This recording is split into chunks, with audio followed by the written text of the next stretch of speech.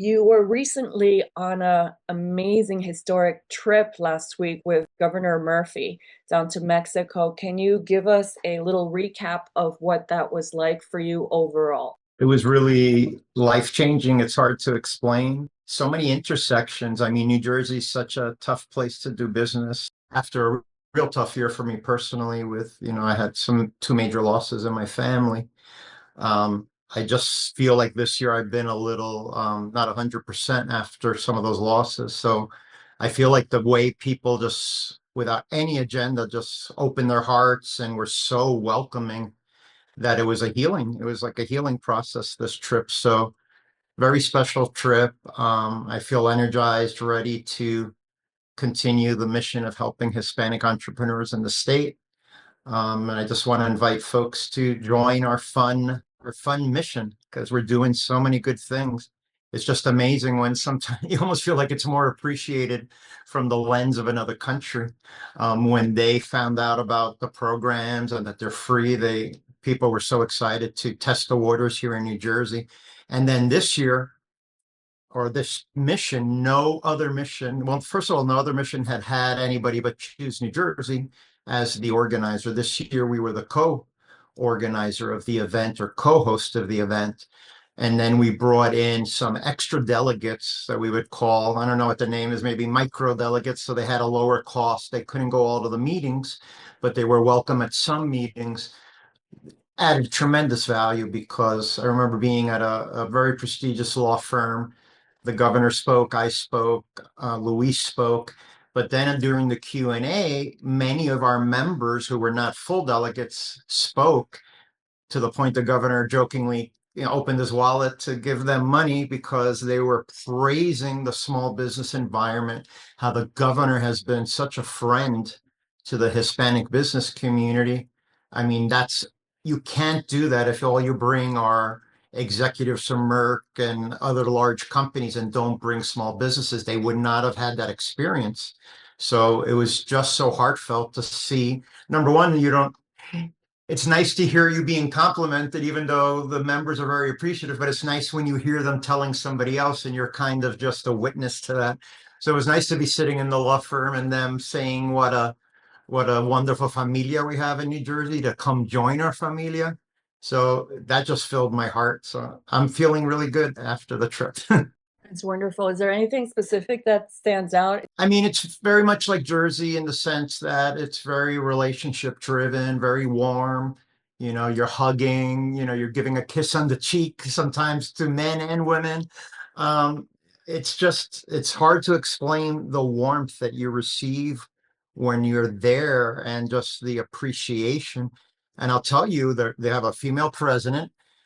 We met with the mayor of Mexico City, who was female, the head of what's her title? The head of economic development for the state of Michoacan was a female that they say is favored to win the governor seat for Michoacan. So they just seem so much more progressive and in need of a friend, because obviously during the mission, it was very frustrating to talk about, we have this North American treaty.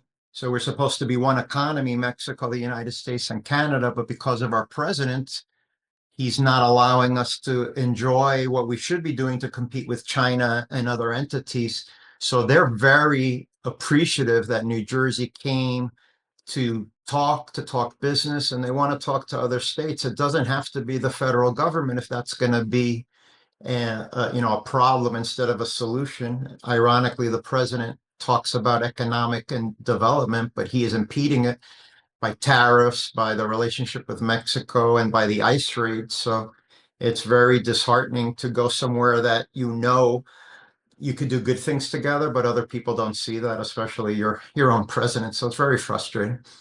Anything that you're planning for the chamber to facilitate moving forward? Yeah, I think we'll be doing other trade missions. I don't know that we would do it with government. It was a great mission, but there's a lot of moving pieces when you include, a head of state and, elected officials. It increases the cost for security and many other reasons. So I think we would do a trade mission, probably business driven with the chamber. We could invite government officials, our attorneys working on, what they have to pay, the cost, things of that nature. So yeah, I think we'll be back in Mexico next year in some capacity because I think the synergies are amazing. They have, the agriculture, spirits like tequila and mezcal, entertainment, filmmaking, fintech. There were some very sophisticated investors that have money and they want to invest in Hispanic businesses here in the United States. So we joked about a possible Shark Tank, Tiburon Tank, or something like that. But yeah, it's just I'm super I come back super enthusiastic about the opportunities to work with Mexican entrepreneurs. It just brings a different vibe. They're so appreciative, just like an immigrant is appreciative when they come to the United States. Sometimes a foreign entrepreneur is more appreciative and recognizes all the tools that are being offered here in New Jersey. Sometimes you're here, you just don't, you're used to it. But it's amazing when you see people talk about their ecosystem and the stark contrast. And again, with Governor Murphy being so much, trying to be, use New Jersey's diversity as a positive, which is one of the reasons we received the FIFA World Cup final. We met with FIFA Mexico with the governor when we were there, and they admitted that. They said, yeah, there's no way to compete with the diversity of New Jersey to win the final. Yeah, it's been a very positive experience and one that I want to create and maybe make an annual event to Latin America, pick different countries. 7.5, 8 years of Murphy's adventure. This was the first trip to Latin America. We have planned to do a much larger one that would have included Colombia and Ecuador. However, we got hit with COVID, so unfortunately, that threw a wrench in a lot of those plans. Let's talk a little bit about the cultural side of it. Do you remember what your first meal was and your last one? My first meal was a taco. The restaurant was called Animal, and the animal taco, which I'll tell you the cost too, because Mexico City is big, larger than it's 20 million people. And it's just so much energy. And to them, it was expensive. When I did the calculation, I think the taco was $7. I'm talking to St. Regis Hotel, so it's a very high end. But it was delicious. I think it was the best taco I ever had. So yeah, it was the animal taco that I had. And then the last meal, hmm, I think it was at the same restaurant because we ended up at that same restaurant, the entire delegation. So it was probably at that same restaurant, but that was more like a tasting menu. So I had a little bit of everything. It was just good. I'll share one example. I'm on the plane back to Newark, and there's a 85-year-old Mexican lady in the middle seat. Her daughter's in the window seat. I'm in the aisle. Actually, Lilia and her husband are next to me on the plane. So we're talking about the trip, things that went well, things that technology created an issue and a slide wouldn't work. So we were just having fun talking about the trip. And then I think I was talking about something that frustrated me. Like, oh, I wish that would have been better. And the old lady touches my shoulder because I was speaking in Spanish to Lilia the whole time, so she understood. She said, "Oh, you're such a good person. Breathe, breathe. Don't get frustrated that the file didn't work." So this 85-year-old stranger was comforting me. So that kind of encapsulates the way I was treated in Mexico. I literally felt like I had my grandmother there giving me love. So it's hard to put in words the way people, just loved you and helped you heal. Any call to action to our membership that you want people to know about Mexico and this type of trip? They're our family, and when family is in crisis, we want to help them. So the president of the United States has Mexican entrepreneurs in a real bind. It's a real difficult scenario to navigate.